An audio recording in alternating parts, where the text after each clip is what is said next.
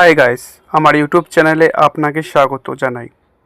আজকের ভিডিওতে আমরা জানব যে ইসরায়েল আর ইরানে যে যুদ্ধ হচ্ছে কেন পুরো মধ্যপ্রাচ্য আগুনে। বিশ্বযুদ্ধের দিকে কি এগোচ্ছে পৃথিবী?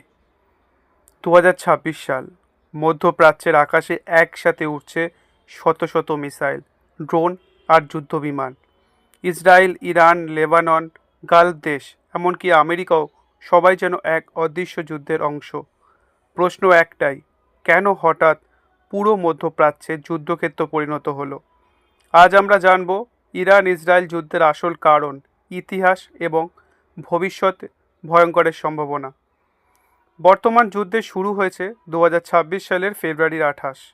ইসরায়েল ও যুক্তরাষ্ট্র যৌথভাবে ইরানের সামরিক ও পারমাণবিক স্থাপনায় বড় আক্রমণ চালায়। এই অভিযানের নাম ছিল অপারেশন লায়ন্স রোর। এই হামলায় নিহত হন ইরানের সর্বোচ্চ নেতা আয়াতোল্লাহ আল খামেনি, যা পুরো অঞ্চলে বিস্ফোরণের মতো প্রতিক্রিয়া সৃষ্টি করে। এরপরই ইরান শুরু করে ব্যাপক প্রতিশোধমূলক হামলা। মিসাইল আঘাত হানে ইসরায়েল, কুয়েত, ইউএই, কাতার, মার্কিন ঘাঁটির উপরে। মধ্যপ্রাচ্যের মুহূর্তেই যুদ্ধের আগুনে জ্বলে ওঠে।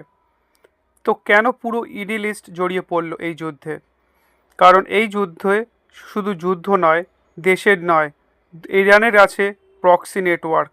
কারণ এই যুদ্ধ শুধু দুই দেশের নয়, হেজাবোল্লাহ যেটা হচ্ছেন লেবানন, বিভিন্ন মিলিশিয়া, ইরাক, আঞ্চলিক মিত্র গোষ্ঠী। খামেনির মৃত্যুর পর হেজাবোল্লাহ ইসরায়েলের দিকে রকেট হামলা চালায়। ইসরায়েল পাল্টা বোমা হামলা চালায় লেবাননের রাজধানী বৈরুতে। ফলে যুদ্ধে জড়িয়ে পড়ে বহু দেশ। ইরান বনাম ইসরায়েল শত্রুতার ইতিহাস একবার জেনে নিই। 1979 সালের ইরান ইসলামিক বিপ্লবের আগে ইরান ও ইসরায়েল ছিল মিত্র, কিন্তু বিপ্লবের পর ইরান নিজেকে ইসলামী প্রতিরোধ শক্তি ঘোষণা করে। ইসরায়েলকে শত্রু রাষ্ট্র বলে ঘোষণা করা হয়। এরপর থেকে ইরান ফিলিস্তিনি গোষ্ঠীগুলিকে সমর্থন দেয়। ইসরায়েল ইরানের পারমাণবিক কর্মসূচিকে হুমকি মনে করে। এই দ্বন্দ্বে ধীরে ধীরে আজকের যুদ্ধের রূপ নিয়েছে। পারমাণবিক ভয়ের রাজনীতি চলছে। ইসরায়েলের দাবি ইরান পারমাণবিক অস্ত্র বানানোর পথে, তাই ইসরায়েল প্রিএম্পটিভ স্ট্রাইক চালায়। ইরান বলছে এটি তাদের সার্বভৌমত্বের উপর হামলা। এই পারমাণবিক ভয় যুদ্ধকে বিশ্ব সংকটে পরিণত করেছে। এতে কি হবে? তেলের যুদ্ধ হবে। আসল কারণ, মধ্যপ্রাচ্য মানেই তেল। বিশ্বের বড় অংশের তেল প্রায় স্টেট অফ হরমুজ দিয়ে আসে। যুদ্ধ শুরু হবার পর ইরান এই রুট বন্ধ করার হুমকি দেয়। ফলাফল কী হবে?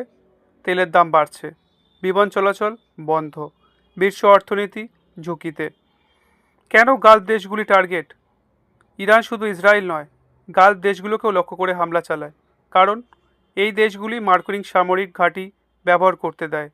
ড্রোন হামলায় বিমানবন্দর ও তেল স্থাপনাও ক্ষতিগ্রস্ত হয়। এখন পুরো অঞ্চল যুদ্ধের মধ্যে। এতে কি হবে? বিশ্বযুদ্ধের আশঙ্কা। এই যুদ্ধে জড়িত ইসরায়েল, ইরান, যুক্তরাষ্ট্র, লেবানন আর পুরো গালফ রাষ্ট্র। বিশেষজ্ঞরা বলছেন এটি দ্বিতীয় বিশ্বযুদ্ধের পর সবচেয়ে বড় আঞ্চলিক সংঘাতের ঝুঁকি তৈরি করেছে। বিশ্ব জুড়ে বিমান চলাচল ও বাজারে অস্থিরতা দেখা দিয়েছে। ভবিষ্যৎ কি? যদি যুদ্ধ না থামে, তেলের সংকট হবে, বিশ্ব অর্থনৈতিক ধাক্কা খাবে, নতুন জোট যুদ্ধ হবে।